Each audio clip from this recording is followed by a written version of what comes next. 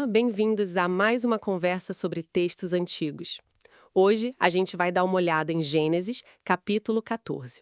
Olá. Sim, um capítulo cheio de ação, né? Guerra, resgate e um encontro bem misterioso. Exatamente. A ideia é a gente entender o que aconteceu, por que Abrão agiu como agiu e, claro, falar sobre esse tal de Melquisedeque. Isso. Vamos tentar desvendar um pouco esses eventos. Então, para começar, o cenário é tenso. Uma aliança de 4 reis lá do Oriente. Reis poderosos, incluindo Kedorlaomer. Sim, eles vêm para guerrear contra 5 reis aqui da região do Vale de Sidim, onde hoje é o Mar Morto. Os primeiros versículos já pintam esse quadro. E o motivo dessa guerra toda. O versículo 4 explica: rebelião. Ah, verdade. Os reis locais, tipo Sodoma e Gomorra, serviram a Kedorlaomer por 12 anos. 12 anos. E aí, no 13º, eles disseram: chega. Se rebelaram. E a resposta de Kedorlaomer e seus aliados não foi nada leve, né? De forma alguma. Os versículos 5 a 7 mostram que eles fizeram uma campanha militar bem ampla, derrotando vários povos antes mesmo de chegar nos rebeldes principais. Mostra a força deles naquela época, né? Uma demonstração de poder. Com certeza.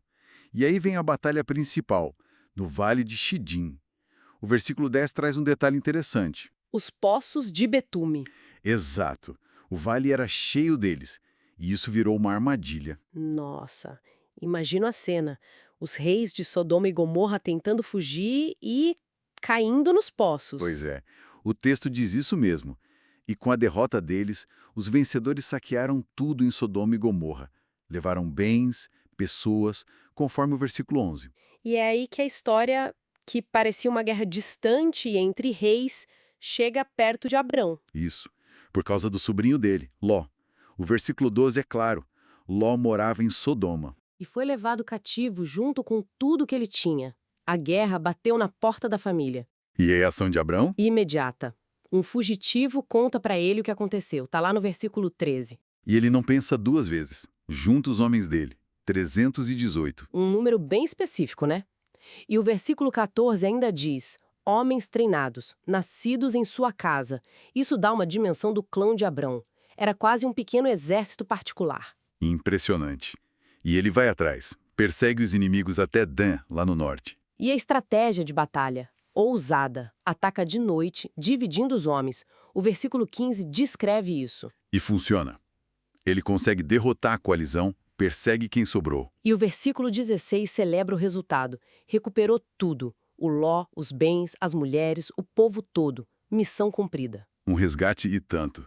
Mas a história não acaba aí. Na volta, Ah, sim. A volta triunfante. Acontecem 2 encontros bem marcantes. Primeiro, o rei de Sodoma vem falar com ele. Versículo 17. Mas logo depois surge essa figura, Melquisedeque, versículo 18. Uma figura enigmática. Rei de Salém, que muitos associam a Jerusalém, e sacerdote do Deus Altíssimo, Elion.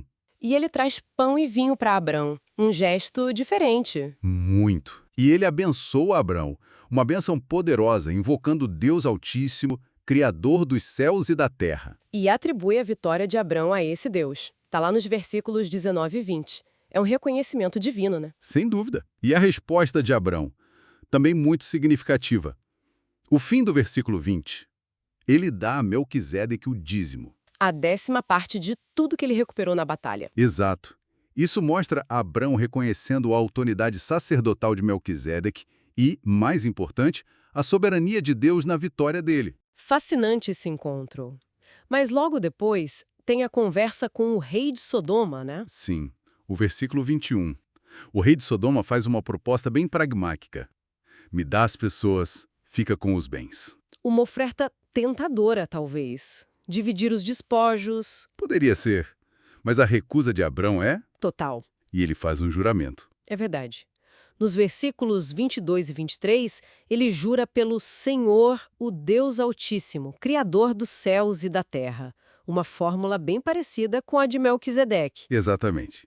Ele jura que não vai pegar nada, nada mesmo. Nem um fio, nem uma correia de sandália. E ele explica o porquê, né? Para que o rei de Sodoma nunca dissesse: fui eu que enriqueci Abrão. Que declaração de integridade. Mostra que a confiança dele não estava nos bens ou em favores humanos, mas na bênção divina que ele já tinha recebido e reconhecido. Ele só aceita o que os homens dele comeram e diz que os aliados podem pegar a parte deles. Isso está no versículo 24. Perfeito. Mostra justiça com os aliados também. Então, resumindo esse capítulo, o que a gente tira daqui? Vemos um Abrão corajoso, líder militar, leal à família. Mas também um homem de uma fé e integridade admiráveis, né? Que reconhece a ação de Deus, honra um sacerdote misterioso e recusa ganhos que poderiam comprometer seu testemunho. Com certeza, uma figura complexa e forte já nesse ponto da narrativa. E para a gente pensar um pouco mais, essa figura de Melquisedeque, rei e sacerdote do Deus Altíssimo, aparece ali sem uma genealogia no texto. Abençoa Abrão, recebe dízimo. O que será que a presença dele ali, naquele momento, sugere sobre como Deus era conhecido ou reconhecido fora da linhagem direta de Abrão? Uma ótima questão para refletir. Fica aí o pensamento.